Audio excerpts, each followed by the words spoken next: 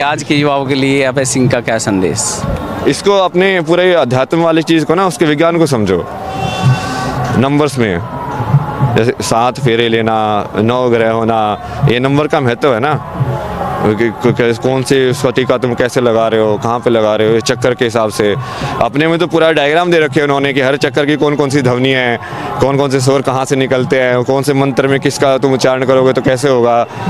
तो जब तक तुम उसको कनेक्ट नहीं करोगे तब तक वो समाज में वो ये वाली जो सोचें बनी रहेगी कि ये सब तो ऐसे ही होता है, भगवान है कि नहीं हमको क्या पता है, वो ऐसी वाली सोच ही रहेगी। कृष्ण को भगवान मानना तो दूर की बात है, वो तो पहले यही नहीं मानते कि भगवान होता भी है पहले तो उनको ये बताना कि भगवान होता है और फिर वही आया था, वो कैसे बताओगे, वो तो अगला स्टेप है। तो पहले यदि उसको विज्ञान से नहीं जोड़ोगे तो आज के युवा को बिना तर्क के कन्विंस करना बहुत मुश्किल है। वो पूछेगा नहीं क्यों, ऐसा ही क्यों, क्या पंडित जी ने दायां हाथ ही आगे क्यों करवाया, यहाँ पे ये उंगली क्यों टच करवाई, पूछेगा ना। वो तुम्हारे पास जवाब होना चाहिए कि हाँ ये ऐसे काम करता है, ये ऐसे काम करता है। तो जब वो आ जाएगा और वो समाज में आ जाएगा तब फिर ये मतलब चीज़ें इतनी अलग से अलग नहीं होंगी, फिर वो समाज के जीवन शैली का हिस्सा हो जाएंगी। हिस्सा तो अभी भी है बट वो लोग अभी तो अंधाधुन कर रहे हैं, मतलब ज़्यादातर अनभिज्ञ है, ठीक है, फॉर्मेलिटी है, करनी है तो कर देते हैं। हाँ बिल्कुल फॉर्मेलिटी है या परंपरा बनी हुई है कि हाँ हम इस तरीके से ही करते हैं तो उसी तरीके से कर रहे हैं, बस जानना जरूरी नहीं समझते।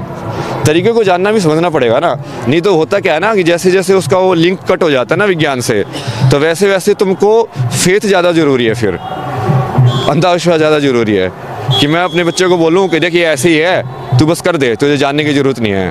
अब उसको तो बहुत विश्वास होना पड़ेगा तुम्हारे ऊपर ये करने के लिए। अब लेकिन वो विश्वास तो नेगेटिव में भी जा सकता है, जैसे किसी किसी धर्म में या उसमें वो नेगेटिव में भी चला जाता है ना।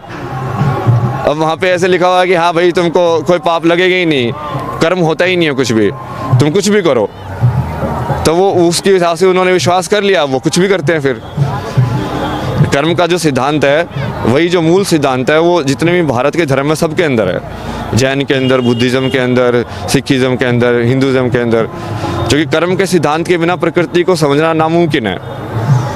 कॉज एंड इफेक्ट जो होता है ना, कि कारण का कारण, कि ये कारण हुआ फिर उससे ये चीज़ हुई, फिर इस चीज़ से ये कारण बनी और फिर इससे ये हुआ, फिर ये कारण बना फिर उससे ये हुआ। वैसे ही तो समझते हैं ना दिमाग में हर चीज़ को, रिएक्शंस जो जैसे केमिस्ट्री में समझते हैं कि हाँ इससे ये हुआ, फिर इससे ये रिएक्ट करके फिर ये बना, फिर इससे ये रिएक्ट करके ये बना।